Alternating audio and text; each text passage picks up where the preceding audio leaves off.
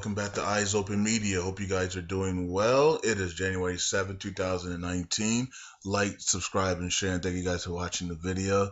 And thank you guys for watching all the videos on my channel. Hopefully you guys saw the video that I did today about the tongue. So that's a good video to check out if you haven't checked it out. Also, I posted Benny's video from early this morning. So check it out as well. Big things. This is the week of the elites, he says. Okay. And we saw some things already. If you guys follow me on Currency 365 channel, you see the video that's up about Abdul Mahdi, okay, and also I just did the video about President Trump making an announcement on Tuesday night, okay, and Tuesday night at 9 p.m. he's going to make an announcement, okay, about the humanitarian and the border security, national security stuff for the border. So we have to, that's going to be a big deal, and we'll see what he says on that, okay. Also, there was an announcement by the World Bank president that he is resigning. He still has like a couple years left on this deal, and he's resigning. So we're seeing the shift from the old elites to the new elites. Okay, so the week of the elites has begun with a bang, hasn't it? So we got big announcements already today. And yeah, and we're seeing a correction in the market, so they didn't get to 20,000 because Trump stopped it from getting to 20,000 with his announcement. And so now we're seeing the correction. So the elites are making money. So the elites, they took it down to about 21,700, and now it's back to almost 24,000, right? It's back to 23,000 something. So if they were buying on the way down, they're now making some money on the way up. So yeah.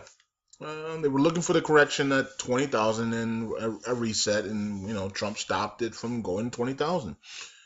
Anyways, let's move on. Let's get into the Iraq news. Let's see here. So Abdul Mahdi directed a major campaign to lift all the concrete barriers from Baghdad.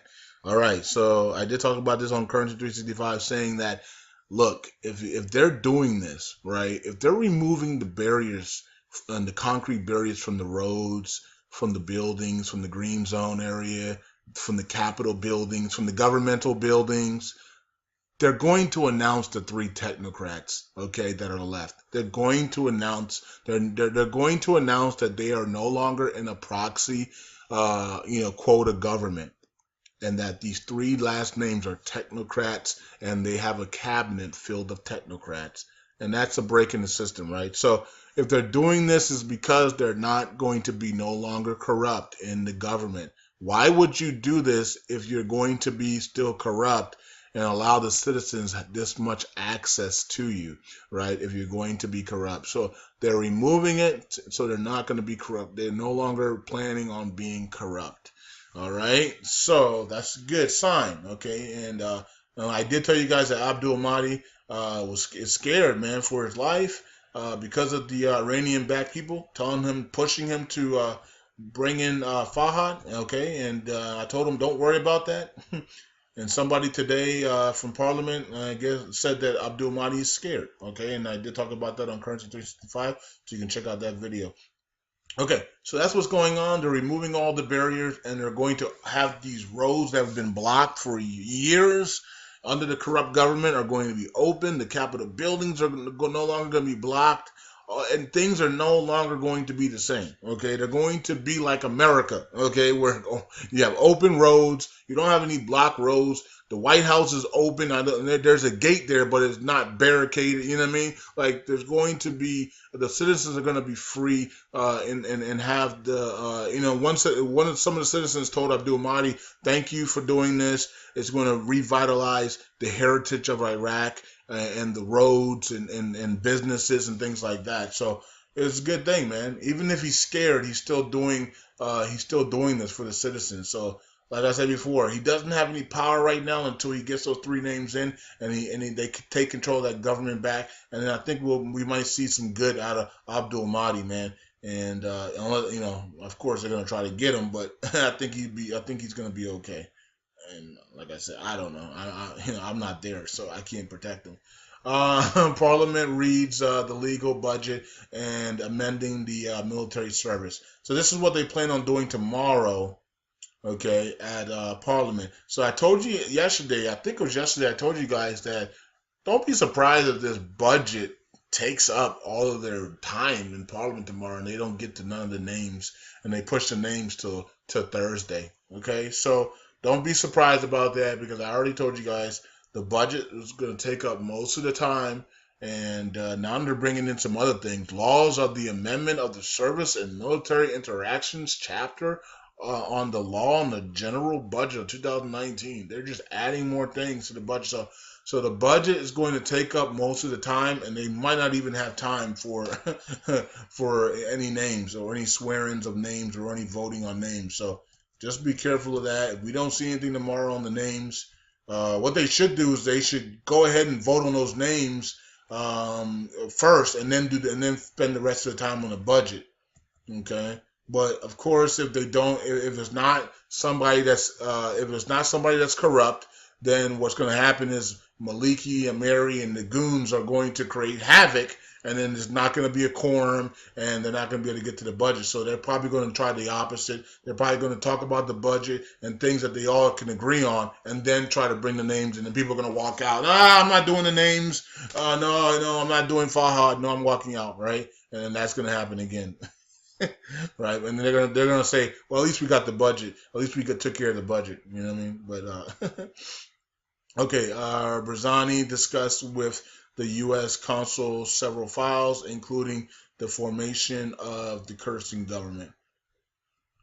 You know what? You know what? Abdul Mahdi can do. Abdul Mahdi can literally sit in Parliament and bring three people in at a time and get their and write three names down for each people and say vote on these three positions and these three names for each position and then you guys can leave.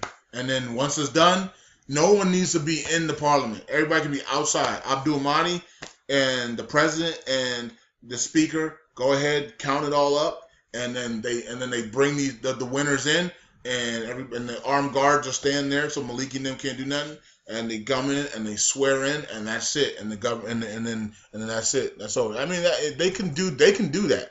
Okay, and they don't need Parliament to sit in there and bicker and throw shoes at each other. They could kick Parliament out, and then have three people come in at a time and vote on these three names, and then kick them out, bring the next people in until they got all Parliament members do that, and then they can have the winners come in and swear in, and then he can announce his full government. That's it. There's many ways to do this. I mean, we're in 2019. You don't have to have people actually sitting there and bickering to get the cabinet announced. I mean, my goodness, it's embarrassing. Association of Private Banks, Iraqi private banks hold the senior office management. Okay, so more training on the banks. Okay, the private banks. Okay, so Association of Private Banks in cooperation with the Center of Banking Studies at the Central Bank holding a training course on management of senior offices. All right, so good. The Iraqi private banks are getting training. All right, so we're looking for the private banks to launch and to show the true value of Iraq, the Iraqi dinar. All right, so it says the dollar fell for the third day in a row. Yeah, the dollar keeps falling. We talked about the Dow and the Wall Street on Currency 365 today. That video should be out the same time this video or before this video. Okay, he says U.S. ambassador asks the Speaker of the House not to present the law to remove foreign troops from Iraq. Okay, I mean, do Iraqi people want to remove foreign troops from Iraq? Maybe. I mean, they're calling this year the year of sovereignty, where they remove all foreign troops out of the country, and they allow the Kurdish troops and the Iraqi troops to take over all of Iraq territories, and to get them, and implement the Article 140 as well. Implement Article 140, take back the land with Iraqi troops and Kurdish troops. The problem with that is that sounds good, but are these troops equipped to protect their whole entire country? And that's the problem, right? That is the problem. There's still terrorist cells in these countries, man, and people can come in and say these people are this military is weak, except for the Kurds. And Kurds are really strong, right? But the Iraqi soldiers were, all across. There might be sections of the Iraqi soldiers that are really good, but all across the Iraqi soldiers are have maybe a grading of a C plus. You know what I mean?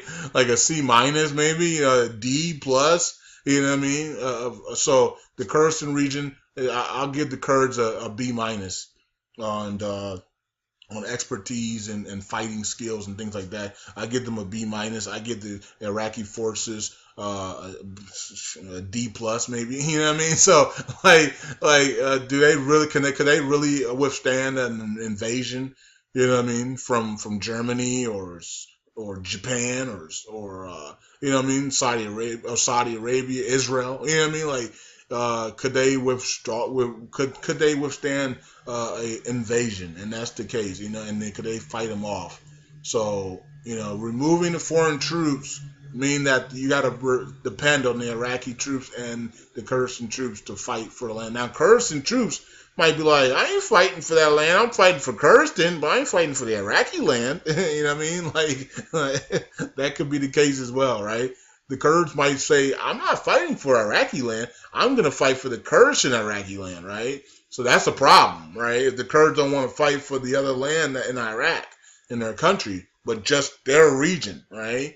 And so now you're asking the Iraqi forces to stretch thin into all of Iraq and defend their land. That is a tall tale task, okay? So I don't know about that. So at least right now, maybe in 3 years, when they continue to build up their fighting skills and build up their military, they'll be a lot better. But they're stretched thin right now, okay? And they're also in Syria too. I mean, they're stretched thin to withdraw the USA and all these other forces and to rely on a stretched thin group of people that are not that elite of fighters is. Oh, whoa. You know what I mean? That's troubling. But if that's what they want to do, then so be it. It's their country, not mine. Okay, so moving on from there, I did talk about this as well. This was was it the first video? It is the first video I did, and with the IMF, another IMF announcement about the global recession that's coming. So I talked about this, about Hakeem Abadi and Alawi, talking about having a meeting on the cabinet. I told you guys yesterday that you probably will see news about a meeting on the cabinet before Tuesday. It doesn't look like they're going to be doing anything on Tuesday for the voting though, because we don't see it, right? We always see is the budget, right? So they might make an announcement early or about it. Maybe they get the Justice Department guy in, or maybe they get one or the three today or tomorrow. I don't know. Maybe they get none and they have to push it till Thursday. Who knows? It says death penalty allows 15 Iraqi officials who visited Israel. Oh wow! So the penal code stipulates that the death penalty for every Iraqi who visits Israel. Wow. Legal expert Ali Al-Tamimi said on Monday. Whoa. Jeez. So you can't even, so as an Iraqi, you can't even visit Israel. You will get the death penalty. Isn't there, wait a minute. I thought doesn't Israel have the Palestine? You know what I mean? Isn't Palestine in Israel? Like Palestinians in Israel as well? You know what I mean? Gaza Strip and stuff like that. I don't know. So, anyways, you can't visit Israel.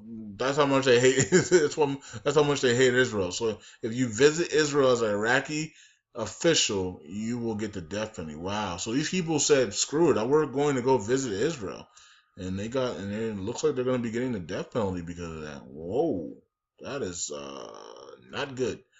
Okay, we already went over that, and also I went over this as well on 365 about Abdul Mahdi is afraid of assassination. We talked about that here many times. I told you guys that the man was threatened by Amiri and Maliki, okay? And the Iranian puppets have threatened this man, Abdul Mahdi, and this guy is confirming it. And he's scared of assassination, okay? So It's awesome to see when people confirm things, man. Right from Iraq, man. And I don't, you know what I mean? Like, come on, guys. Like, it's crazy, man, when people just confirm all this stuff. So, okay, so that's all the news that I have because there's not really much going on. We'll see what happens tomorrow. Actually, there's a lot going on, but it's more. It's not about Iraq, right? You know, it's about other things. You know what I mean?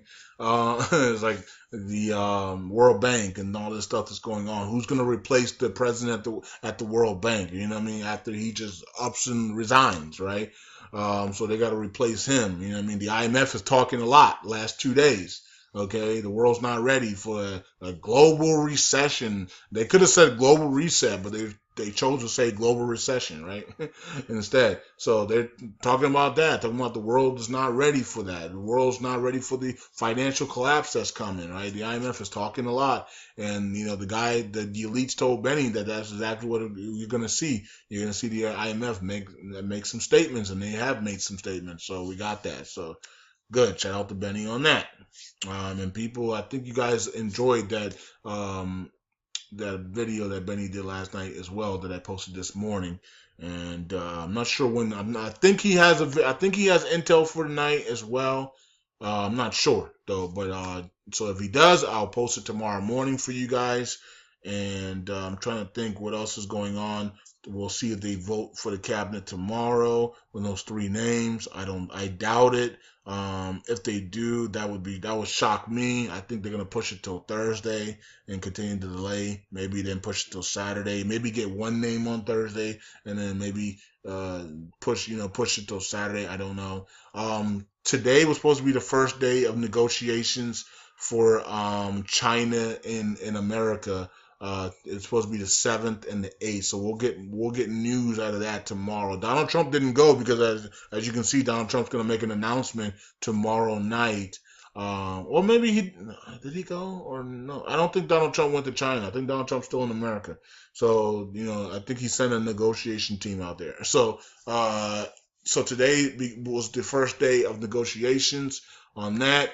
It's 4 a.m. It's 4 a.m. in the morning right now as I'm talking in China. So they're about to get up. It's already January 8th. So in China right now, and they're about to get up and do the second phase of that negotiation. So maybe by the afternoon we will know about the trade deal. Okay, maybe they're going to complete the trade deal tomorrow as Donald Trump makes the announcement on the borders. Okay, so that would be interesting, wouldn't it?